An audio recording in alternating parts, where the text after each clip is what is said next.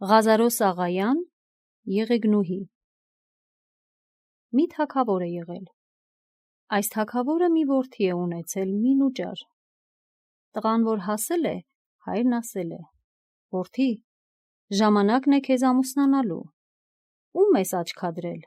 ասա գնանք նրան ուզենք, կամ թե չէ մեզ կամք տուր, մենք ինքներս կընտրենք քեզ համար մի աղջիկ»։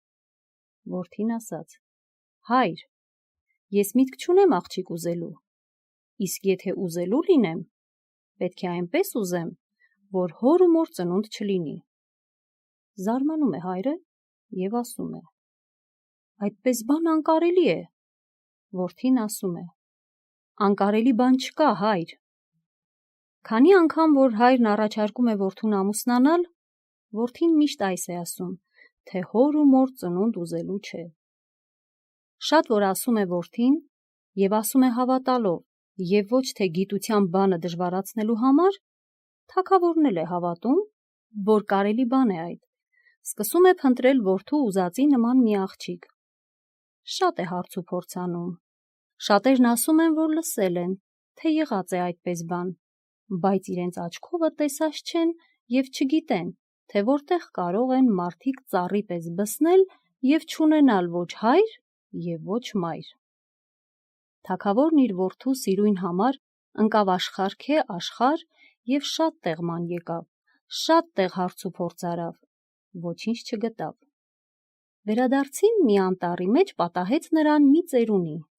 Նրան էլ հայտնեց թագավորը, թե ինչի է ման գալիս։ Ծերունին ասաց. «Դրա համար հարկավոր չէ հեռու գնալ։ Քո քաղաքի մոտ մի մեծ գետ կա, նրա ափին մի եղեգնուտ կա, ուր մարդի ոտք ընկած չէ դեռևս, որովհետև այն տեղը սուրբ և անմատչելի է համարվում, իսկ շատերն էլ կարծում են, որ այնտեղ աներևույթ հոգիներ կան։ Կերթաս այնտեղ, կընտրես եղեգներից ամենից գեղեցիկը, կկտրես չբանեցրած դանակով, կձգես ջուրը և նա իսկույն կդառնա աղջիկ, քո որդու հավանած»։ Թագավորն ինչպես որ լսեց, այնպես էլ արավ։ Եղեգը աղջիկ դարձավ և մնաց ջրի մեջ ընկղմած, դուրս գալ ամաչեց, որովհետև մերկ էր։ Թագավորն ասաց. «Սպասիր այստեղ, ես քեզ համար հագուստ և աղախիններ կուղարկեմ, դու իմ հարսնացուն ես, քեզ պիտի ուզեմ իմ որդուս համար»։ Այդ ասաց թագավորը և նրա անունն էլ դրավ Եղեգնուհի, որ կնշանակե եղեգնի աղջիկ։ Գետի մոտերքում բնակվում էին թափառական սևադեմ բոշաներ։ Թագավորը որ հեռացավ, մի բոշա աղջիկ գնաց նույն տեղը, ուր որ թագավորն էր, և տեսավ այնտեղ մի հրաշալի գեղեցկության աղջիկ։ Հարցրեց նրա ով լինելը, աղջիկն էլ ասաց, որ թագավորի հարսնացուն է, հիմա պիտի գան տանեն իրան։ Բոշան տեսավ, որ եղեգնուհին շատ միամիտ է, ուզեց ինքը բռնել նրա տեղը։ «Դուրս եկ ջրիցը», ասաց, «ինձանից մի քաշվիր»։ Աղջիկը դուրս եկավ ափը, թե չէ, բոշան նրան խեղդեց և գցեց գետը։ Իսկ ինքը մերկացավ և ընկղմվեց ջրի մեջ, որ կարծեն, թե նա է եղեգնուհին։ Թագավորի աղախինները եկան փառավոր հագուստով և տեսան ինչ, մի սև այլանդակ բոշա աղջիկ։ «Դու ես եղեգնուհին», ասացին։ «Այո», պատասխանեց աղջիկը։ «Հապա ինչու է սև և տգեղ, նա շատ չքնաղ և աննման պետք է լինի»։ «Գիտեք», ասաց բոշան, «դուք շատ ուշացաք, արևն այրեց ինձ և փոխեց կերպարանքս։ Բայց այս վնաս չունի, եթե ինձ պահեն Շուշաբանդ պալատում, մի քանի օրից կրկին կստանամ իմ առաջվա գեղեցկությունը»։ Հավատացին նաժիշտները, թագուհու հագուստ հագցրին և տարան ապարանք։ Թագավորը որ տեսավ, մնաց զարմացած։ «Սա իմ տեսած աղջիկը չէ», ասաց։ Թագավորի որդին էլ որ տեսավ, հետ քաշվեց զզվանքով։ «Սա չէ», ասաց իմ ուզածը, «նա սպիտակ պետք է լինի, ինչպես հրեշտակ, իսկ սա սև է, ինչպես սատանա»։ Խոսեցրին աղջկանը, նա միևնույնն ասաց, ինչ որ նաժիշտներին։ «Լավ», ասացին, և տարան դրին մի շուշաբանդ սենյակում, որ այնտեղ գեղեցկանա, և սկսեցին մեծ պատվով պահել։ Միայն տղան մոտ չէր գնում։ Նա զգում էր, որ բանի մեջ չարի մատը կա խառնված, որ այստեղ մի խարդախություն կա, բայց ինչպես իմանա եղելության որպիսությունը։ Շատ տխուր էր թագավորի որդին։ Օրեր են անցնում,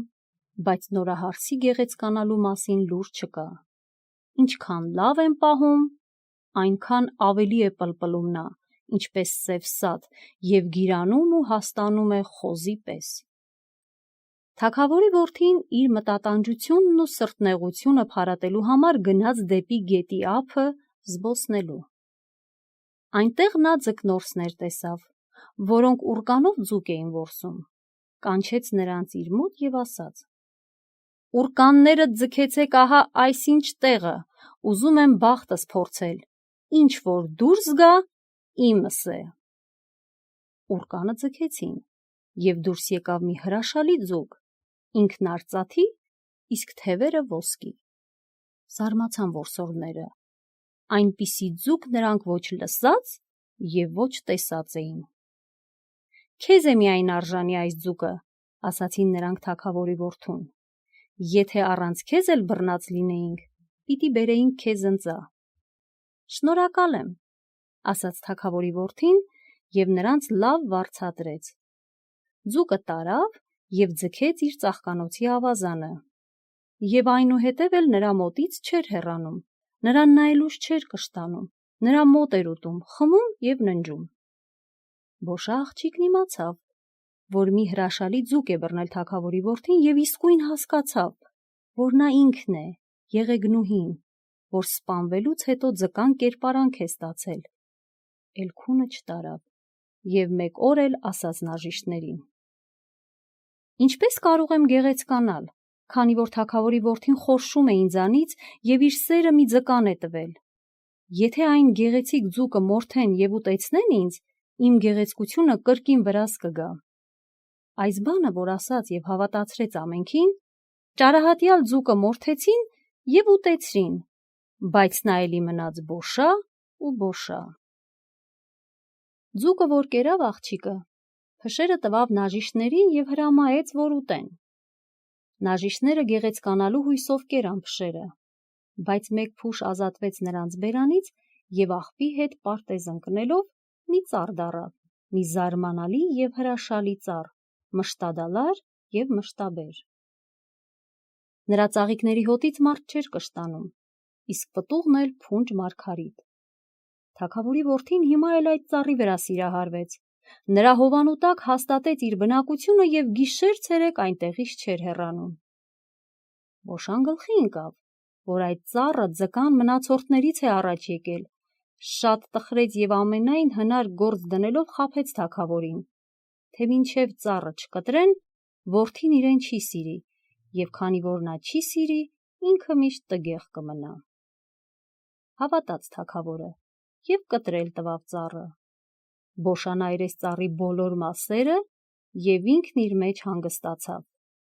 Բայց ծառը կտրելիս մի կոկ տաշեղ թռավ և մի խեղճ պառավի տան երդիկով ընկավ ներս։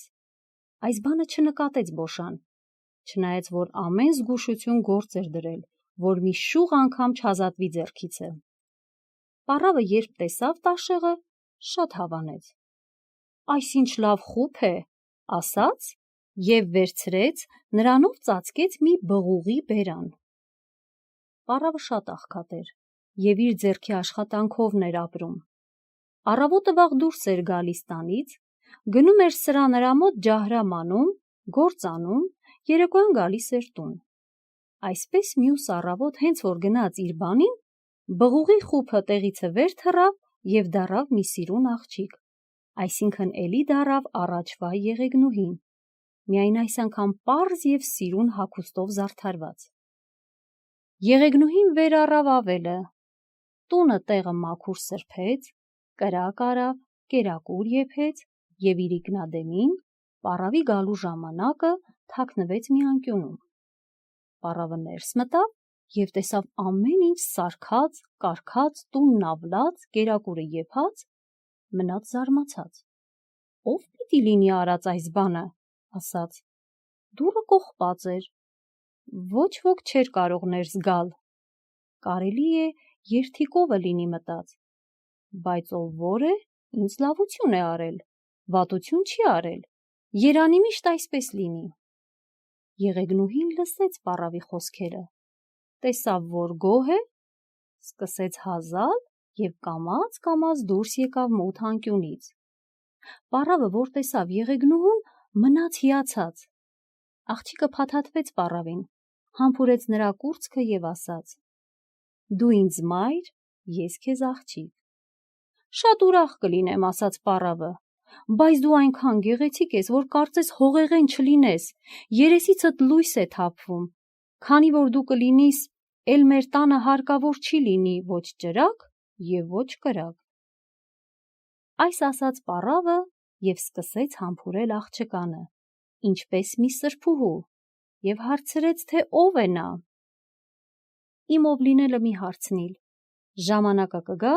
կիմանաս, իսկ մինչև այն ժամանակը ոչ ոքի մի ասի, որ ինձ նման աղջիկ ունիս, իմ երեսը ոչ ով չպիտի տեսնի, բացի քեզանից։ Դու կշարունակես քո պարապմունքը, ես տանը կմնամ,